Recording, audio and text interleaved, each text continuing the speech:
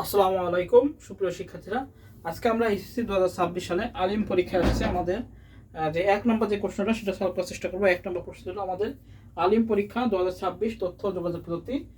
এটার এক নম্বর প্রশ্নটা আমরা একটু করে দেখি কেমন ছিল। আমি জাস্ট উত্তরগুলো একটু বলে দেবো। এই যে উত্তর, এই যে প্রশ্ন আর কি, এটা প্রশ্ন ছিল। আমরা এখন উত্তরটা পড়বো।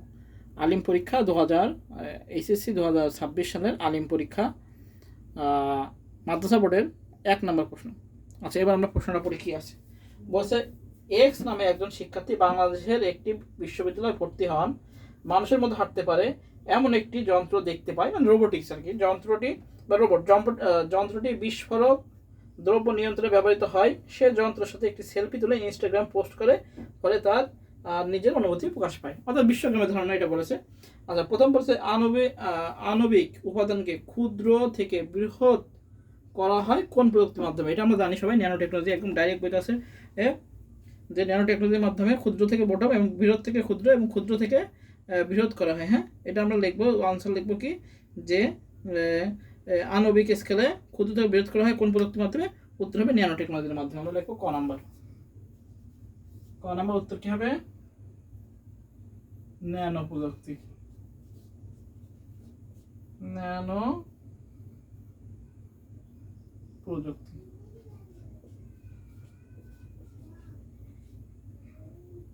ন্যানো টেকনোলজি বা ন্যানো প্রযুক্তির মাধ্যমে। এটা আমাদের ক নাম্বার।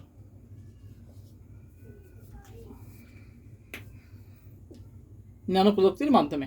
আচ্ছা, খ নাম্বার কি বলছে? বলছে ক্যাশলেস বাংলাদেশ। আচ্ছা, প্রথম বলেছে হলো, তারপর বলছে কি ক্যাশলেস বাংলাদেশ বলতে কি বোঝায়? আচ্ছা, ক্যাশলেস বাংলাদেশ, এই ক্যাশলেস বাংলাদেশ বলতে আমরা কি বোঝাই? ক্যাশলেস বাংলাদেশ অর্থাৎ ক্যাশ,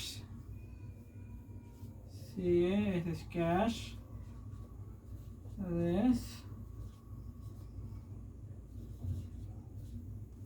ক্যাশলেস বাংলাদেশ। ক্যাশলেস বলতে বাংলাদেশ বলতে কি বোঝায়? ডিজিটাল বাংলাদেশ, যেখানে কি হবে না, যেখানে আর্থিক মুদ্রা অর্থাৎ কাগজের যে মুদ্রা আছে সেটা মুদ্রা প্রচলন হবে না, সেটা ইলেকট্রনিক উপায়ে হবে। অর্থাৎ ক্যাশলেস বাংলাদেশ বলতে বোঝায়, আমরা দেখবো ক্যাশলেস বাংলাদেশ বলতে বোঝায় ইলেকট্রনিক উপায়ে।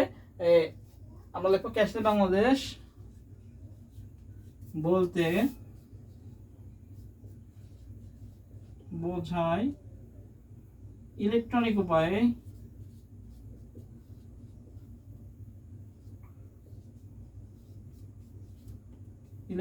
উপায়ে লেনদেন, আর্থিক লেনদেন করা, আর্থিক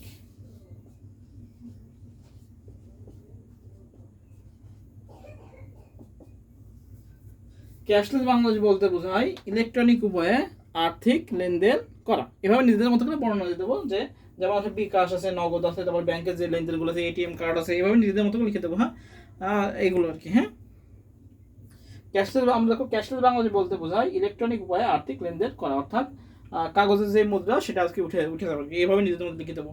আচ্ছা, বলেছে উদ্দীপক এক্স না শিক্ষার্থী যে যন্ত্রের সাথে সেলফি তোলে তার প্রযুক্তি ব্যাখ্যা করা। আচ্ছা, যে যন্ত্র তৈরি করে সেটা কি, যে যন্ত্রের সাথে ছবি তোলে সেটা কি? সেটা হলো আমাদের রোবোটিক্স। কি? রোবট বা রোবট। হ্যাঁ, আমরা লিখবো গ। গ নাম্বার লিখবো আমরা কি, যে উদ্দীপক উল্লেখিত যন্ত্রটি মানব সদৃশ রোবট বা হিউম্যানয়েড রোবট। উদ্দীপকে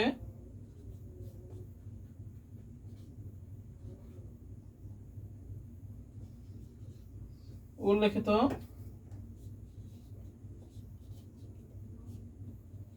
যন্ত্রটি হলো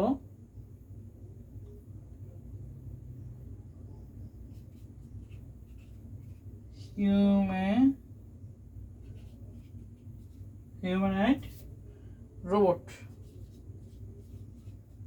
রোবট বা আমরা রোবোটিক্সে বলতে পারি, যেটা আমরা বলবো সেটাই আমাদের হবে রোবট বা রোবোটিক্স, হিউম্যানয়েড রোবট বা রোবোটিক্স। হ্যাঁ, এটা কি হয়, এই প্রযুক্তি বৈশিষ্ট্য কি, আর্টিফিশিয়াল ইন্টেলিজেন্স ব্যবহার হয়। কি ব্যবহার করা হয়? এআই, অর্থাৎ এআই প্রযুক্তি, এআই অর্থাৎ আর্টিফিশিয়াল ইন্টেলিজেন্স। এআই প্রযুক্তি ব্যবহার করে, এই প্রযুক্তিটা ব্যবহার করা হয়। কি ব্যবহার করা হয়? Artificial intelligence. এটা লিখবো যে উদ্দীপক প্রযুক্তি হলো হিউম্যানয়েড রোবট। এবার লিখবো হলো যে এটি কৃত্রিম বুদ্ধিমত্তা ব্যবহার করে মানুষের মতো চিন্তা করে সিদ্ধান্ত নিতে পারে, বিভিন্ন সেন্সর ক্যামেরা প্রসেসর ব্যবহার করে পরিবেশ সম্পর্কে হয়, মানুষের ভাষা বুঝে উত্তর দিতে পারে, মানুষের মতো চলাফেরা করতে পারে। তারপর বিভিন্ন বিপজ্জনক কাজে কি করা হয়, আমাদের রোবটের কি হয় ব্যবহার করা হয়। এভাবে আমরা নিজেদের মতো করে লিখে দেবো, বুঝা গেছে? আচ্ছা, এরপরেরটা আমরা লিখবো। এরপরেরটা কি আছে দেখি। ঘ নাম্বার কি আছে? এবারে মার্কারগুলো খুবই বাজে মার্কার কিনেছি।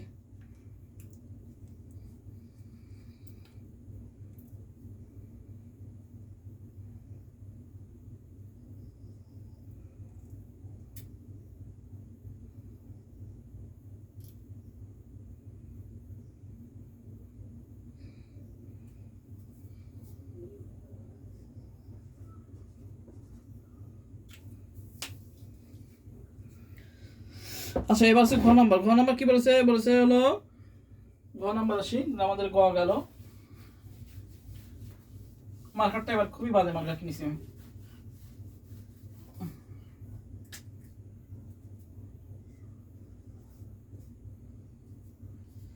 আচ্ছা, ঘ নাম্বার কি বলেছে? ঘ নাম্বার বলেছে হলো